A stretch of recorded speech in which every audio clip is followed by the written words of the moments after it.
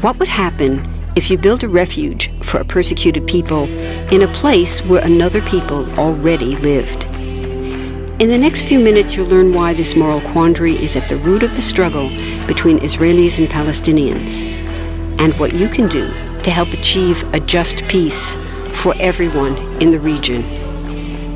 First, there are a couple of things it's helpful to understand. One, many Jews fled harsh persecution in anti-Semitic Europe, especially the Nazi Holocaust. Zionists encouraged massive immigration to historic Palestine, at that time a British colony, where Jews had an age-old connection and where small Jewish communities had long existed among larger groups of indigenous peoples. But when the UN offered the Jewish immigrants the majority of the land for a new state called Israel, for the indigenous Palestinians who lived there, it was a massive destruction of life. They rejected the UN's partition plan, and several Arab states invaded the new state of Israel. Israeli forces essentially erased over 400 Palestinian villages and towns. By the end of the fighting, Israel controlled 78% of historic Palestine. And when 750,000 Palestinians who fled or were expelled during fighting tried to return to their homes where the new state now stood, they were permanently barred by the Israeli government.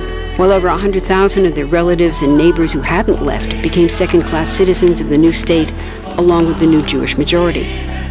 Today, Palestinian refugees and their descendants number in the millions.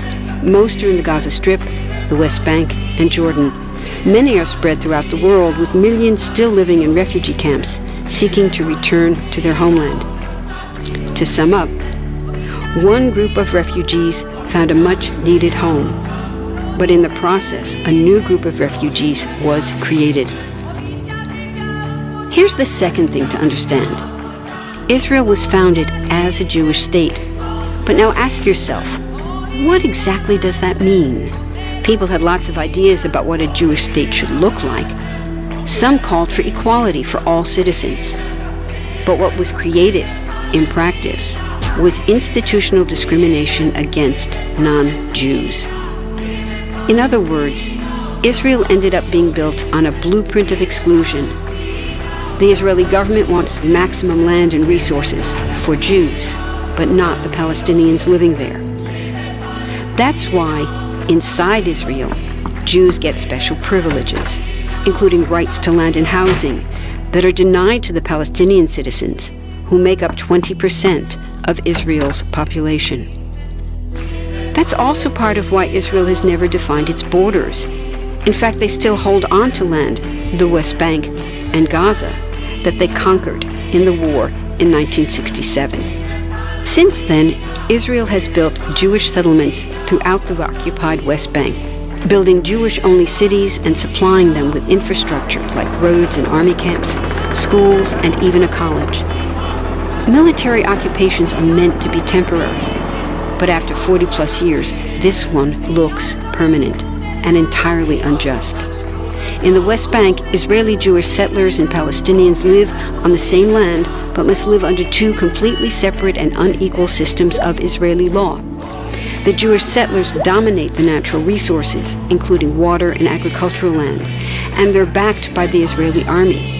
To maintain the occupation, Israel has demolished thousands of Palestinian homes and orchards, confiscated Palestinian land, bombed a captive civilian population in Gaza, and punished resistance with raids, arrests, and assassinations, all to gain maximum land, while making life so difficult for Palestinians that they will either leave or be too afraid to resist.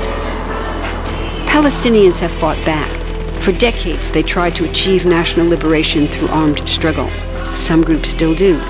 But the majority now support popular protest instead.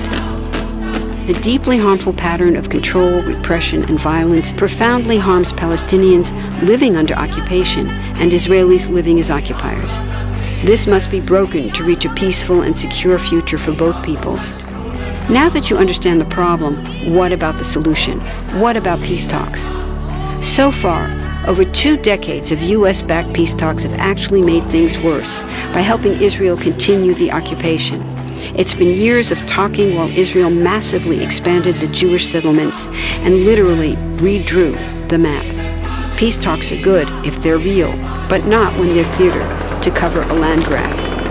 So now what? The current world superpower, the United States, has been a terrible friend, enabling Israel's destructive and self-destructive expansion onto Palestinian land by funding the Israeli military, the biggest recipient of U.S. foreign aid in the world. But there's another superpower that can make the difference. You. There's a movement with hundreds of thousands of people just like you across the world, including Palestinians and Israelis, protesting, educating, divesting, and boycotting, all to bring nonviolent international pressure on Israel to stop violating human rights of Palestinians. Throughout history, where governments have failed to push for justice, people just like you, like us, have taken the lead and won. Now it's the Palestinians' turn for freedom and justice. We can pressure Israel to end the occupation and the discrimination. We want all people, Jews and Palestinians, to have equality, human rights, and democracy. We can change history. Join us.